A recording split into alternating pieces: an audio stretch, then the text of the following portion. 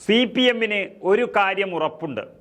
അപമാനിച്ചാൽ എന്നല്ല, രണ്ട് പൊട്ടിച്ച് വിട്ടാലും ജോസ് കെ മാണി ഇടതുമുന്നണി വിട്ടു പോകില്ല.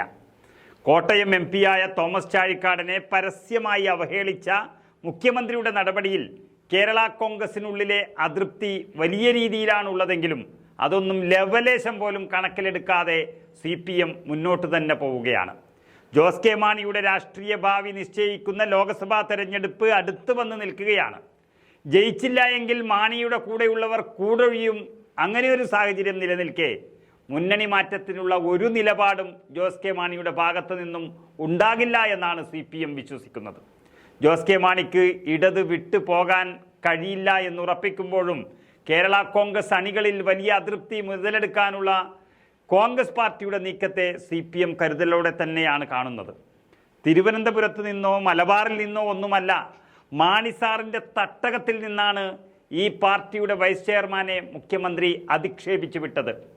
ന്യൂനപക്ഷങ്ങളുടെ മാത്രമല്ല, സ്വപ്ന സുരേഷിൻ്റെ അടുത്ത് വരെ പ്രതികരിക്കാൻ ശക്തിയില്ലാതെ ഓച്ചാനിച്ച് നിൽക്കുന്ന പിണറായി വിജയൻ പാലായിൽ പോയി അവിടുന്ന് തന്നെ പാർട്ടി വൈസ് ചെയർമാനെ പരസ്യമായി അപമാനിച്ചിട്ടും ജോസ് കെ മാണിയെ അടക്കം തുടരുന്ന ഈ മൗനം അത് വേറെ വഴിയില്ല എന്നതിന് അടിവരയിടുന്നതാണ്.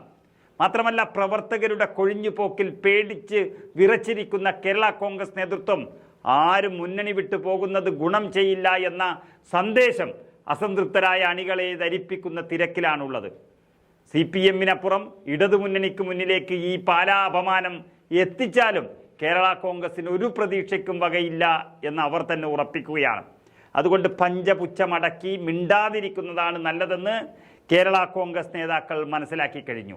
ഗതികേട് മുഴുവൻ സഹിച്ച് രാജാവിൻ്റെ മുന്നിൽ കൈകൂപ്പി നിൽക്കുക എന്നത് മാത്രമാണ് ജോസ് കെ മാണിയുടെ മുന്നിലുള്ള ഏക വഴി. എന്തോ രഹസ്യങ്ങളൊക്കെ പിണറായി വിജയന് അറിയാവുന്ന തരത്തിലാണ് അദ്ദേഹത്തിൻ്റെ നീക്കങ്ങൾ. ജോസ് കെ മാണി എന്ന രാഷ്ട്രീയക്കാരനോട് ഇടതുമുന്നണിയിലുള്ള മറ്റു പല കക്ഷികൾക്ക് മാത്രമല്ല, പിണറായി വിജയനൊഴിച്ച് മറ്റൊരു CPM നേതാവിനും വലിയ കാര്യമൊന്നുമില്ല എന്നത് യാഥാർത്ഥ്യമാണ്. പൊങ്ങച്ചമായിരിക്കാം ഒരുപക്ഷെ കാരണം. ഏതായാലും ജോസ് കെ മാണിയുടെ ആകെയുള്ള ബലം ഇടതുമുന്നണി തിരിച്ചറിഞ്ഞു. ഇനി ആകെയുള്ളത് പിണറായി വിജയൻ്റെ അടിമയായി CPM-ൽ നിൽക്കുക എന്നുള്ളത് മാത്രമാണ്. അത് CPM തീരുമാനിച്ചൊരു സംഭവമാണ് പാലായിൽ അപമാനിച്ചു വിട്ടത്. എന്നാൽ അങ്ങനെ അപമാനം സഹിച്ചു നിൽക്കുന്നവരല്ല മാണി സാറിൻ്റെ പ്രവർത്തകർ എന്ന് തെളിയാൻ പോകുന്ന ദിവസങ്ങളാണ് ഇനി വരാൻ വേണ്ടി പോകുന്നത്.